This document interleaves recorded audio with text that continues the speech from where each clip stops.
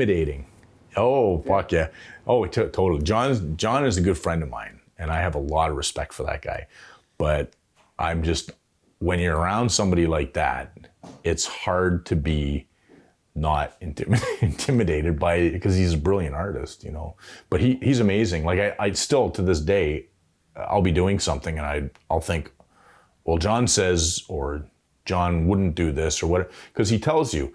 And when he talks to you, he talks really quietly, and you have to lean in to listen to him, you know. And he's got those piercing black eyes, and you listen to him, and he fucking burns that shit right into your brain when he tells you, and you don't forget it. You don't forget it. You know, every day, probably not every day, but most days I'm thinking about, if somebody comes to me with an idea or I'd be like, well, what would John do? John would say, you know, there's no straight lines, and put an odd number of these things in, and everything. He gives very good constructive criticism too. Do you remember tattoos you saw his back then? Like any in particular? Very first things I ever saw, the Dutchman, the very first Dutchman tattoos I ever saw that weren't in a magazine. There was a magazine that came out, I think it was in the late 80s, and they had a special feature on the Dutchman. And he's got all the pages framed in his house in this thing, and it was really awesome stuff. There was like a chest of, this guy had a chest panel, and it was Pink Floyd's The Wall, and he turned the guy's nipple into the head of that little doll thing that was always getting beaten by people.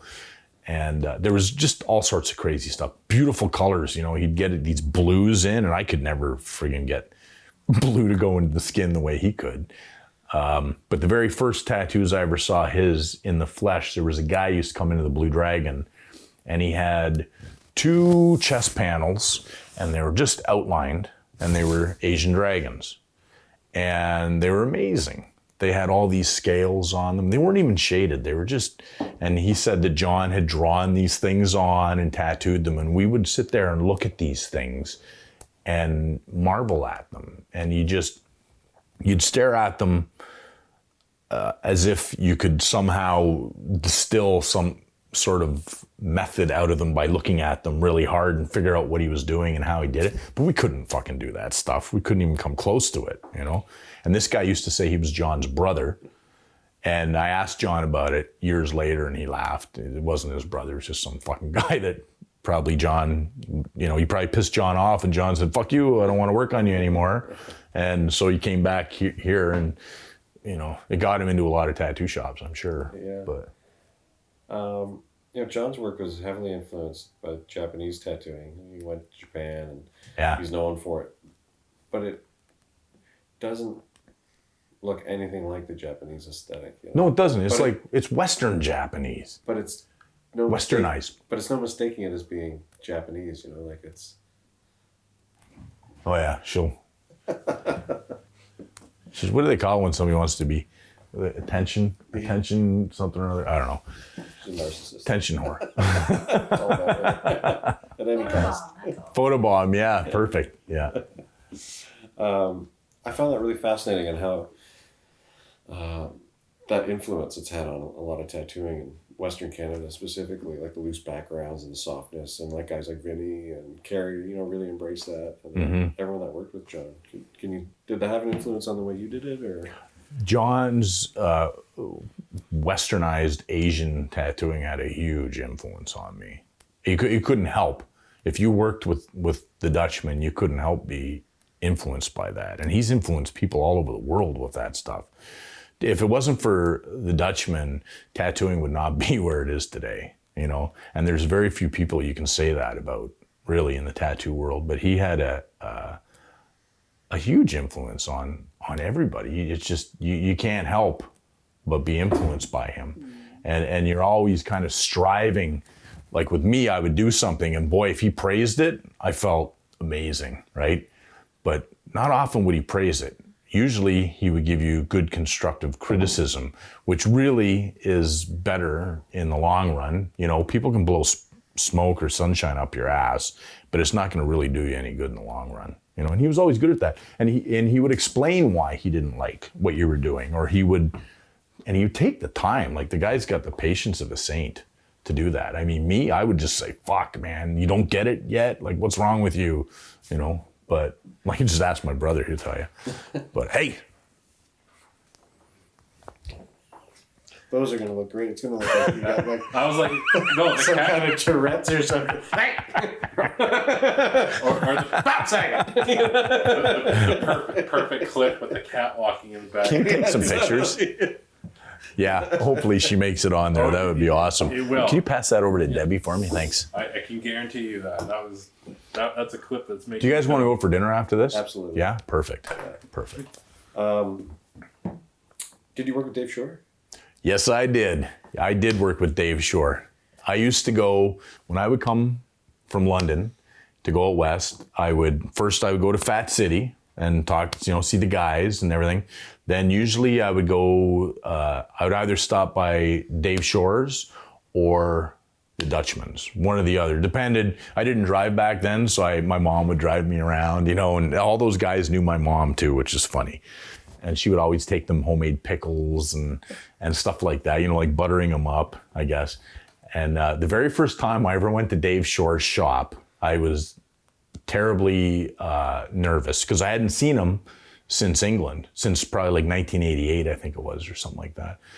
So, and I remember getting out of the car and I looked and there was a dead rat on the road in front of his shop, a big friggin' sewer rat. It wasn't a muskrat, it was like a rat, and it had just been run over right in front of the shop. And I was like, is that an omen? Is that an omen? Is this gonna be bad? And, but no, he was awesome. Went in there and, and Gemma was always up at the front, always happy and cheerful. And I can't remember the name of the guy that used to work with him. Do you know? What was that guy's name? There was another guy that was always there. I feel bad. I can't remember. Oh, shit. I don't know. He was there right up forever. What year is this? 90s. Ken Greer? Maybe it was Ken. I'm not sure. I'm so bad Matt? with the name. Maybe it was Matt. I can't. Fuck, I don't know, man. But Dave was always there. And Dave would always take the time. He would stop. He was always, in there. He'd be smoking in the shop, like everybody used to. Yeah. When he tattooed this on me, I was laying there like this on the bench and his head's right there and he's tattooing and he had this cigarette hanging out of his mouth. And he wasn't doing anything with it. And the ash was getting longer and longer and longer. And it kept falling onto my tattoo and he would just wipe it off. And I was looking at that and I was looking at him and he sort of looked at me over his glasses and I was like, uh-oh. And he's like, it makes the black blacker. And then he just kept doing it. Totally. It just didn't. Eyebrows? Yeah, with his crazy eyebrows. Yeah. But I did work at his shop once. I worked at his shop once. My sister had a tattoo that I needed to, she wanted me to do some work on it. And he said, go for it. So I got to tattoo my sister and I wasn't very fast back in those days. I was pretty fucking slow. And I remember everybody was waiting for me to get finished so that we could go for dinner.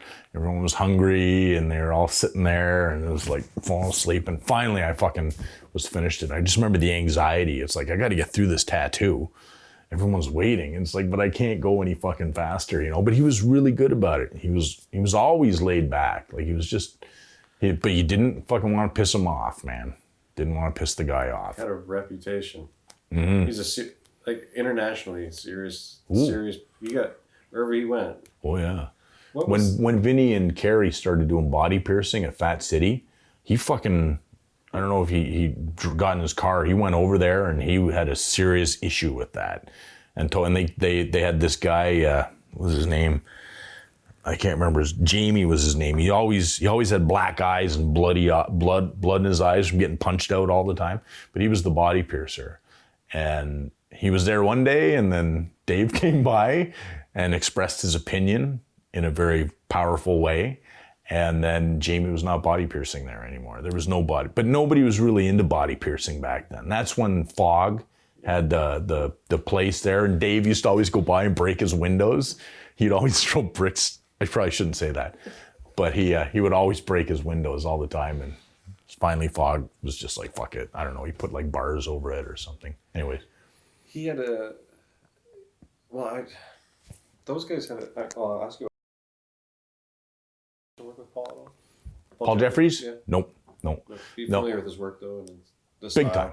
Oh yeah. Oh yeah. Oh, for sure. Yeah. Paul, well, like when you think of tattooing back in those days, certain names come to mind. Like in North America, you think of Ed Hardy, and you think of Bob Roberts, Leo Zaluta. Did I say Ed Hardy? Yeah. Oh, okay. I'm just trying to pull names out of the air. I'm really bad with names. But you also think of the Dutchman, and you also think of Paul Jeffries. And Paul Jeffries always had a really big, like he would go down. He was in the National Tattoo Association. So he was always going down to the National Tattoo Convention, and he was in the magazines, and everybody knew who Paul Jeffries was. That guy had a really distinct style. I remember always looking at how when he did his back pieces, he would do mountains and trees, and I always loved how they looked, and I was always trying to do my mountains and trees like his mountain trees, but mine just looked like turds, because I color them brown the way, but his didn't. But then he lived in mountains, right? So he probably had a better idea what they looked like. Yeah. But I never did work for Kerry. Went and worked for him for a little while. Vinny. And Vinny, yes, that's right too. That's right. Yeah, way back. Vinny was there, I think, when John went and worked there, the Dutchman. After John. After John? Yeah. Okay. But I would have loved to have. He invited me to go out there and work, but I just never did, because I had like this studio here. I had to be here doing stuff, and it's intimidating working with those guys. It really is. It's a different level. Totally, and you want to go and work with them, but you're also terribly intimidated to go work with them because you're just thinking, you look at what you're doing and you look at what they're doing, and you just think, I don't fucking belong here, right? But and so far and above at what everybody else was doing for the Yeah. most part. Like today, like the bars come up so high that the top guys are closer to the bar. yes, But back then it was just the separation was they like walked on the air. width of Canada, It's like the difference between here and there. Yeah. Europe or to England anyway.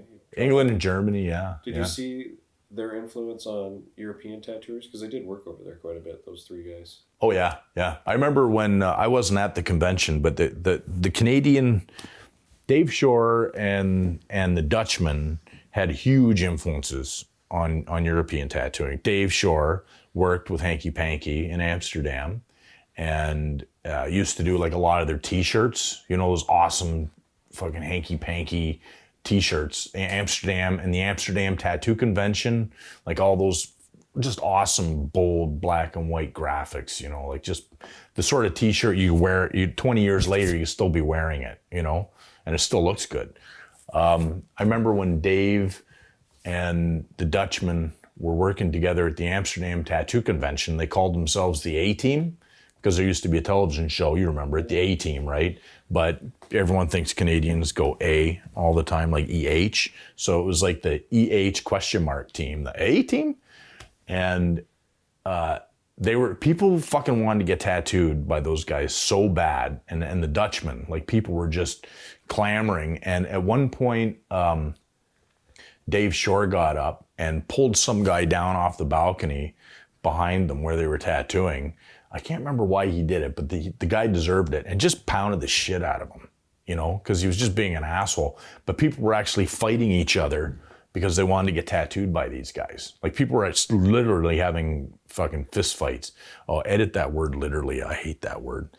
They were seriously having fist fights over who could get tattooed by the Dutchman, Vigorously having fist fights. Yeah.